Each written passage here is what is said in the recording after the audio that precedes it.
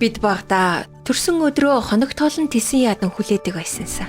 Хүүхэд бүрэл гэр бүл найз нөхөдтэйгөө төрсөн өдрийн бэлэг, зайрмаг, билууга хуваалцах гэж тогтлон хүлээдэг шүү дээ.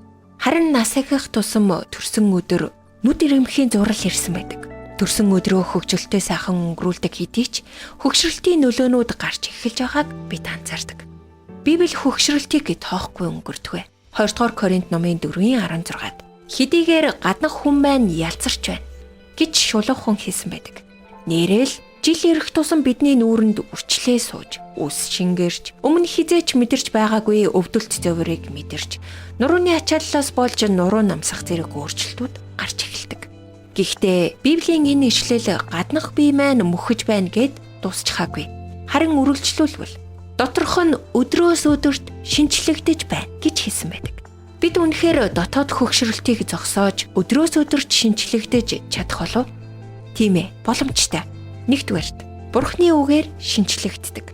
Библиэс шинэ ойлголт, шинэ мэрэгэн ухаан авах бүрд бид дотроосоо шинчлэгддэг. Хоёрдугаарт, талархал өргөж Бурхныг магтах үед шинчлэгддэг.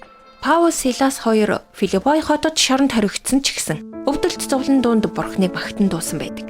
Тэр үед тэдний хүч шинчлэгдсэн. 3 дугаарт мөхийн зүйл дээр анхаарлаа хандуулах үед шинчлэгддэг. 2 дугаар Коринт 4:18 дээр бид үзэгдэх юмсыг бус, харин үл үзэгдэх юмсыг хардаг. Учир нь үзэгдэх юмс бол цаг зуурих, харин үл үзэгдэх юмс мөнх билээ.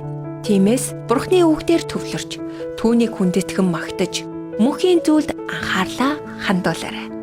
Энэ 3 дадал нь таны сүнсийг өдрөөс өдөр шинчилж, танд Бурхны ажлыг хийх хүчийг өгөх болно. Урмын үгс сэтгэлийн зовлонгоос холдуулдаг. Хадагтай Дарлин Салагийн урам зоригийн үгс нэвтрүүлэг танд хүрлээ. Бидэнтэй холбогдох утас 8085 99 тэг тэг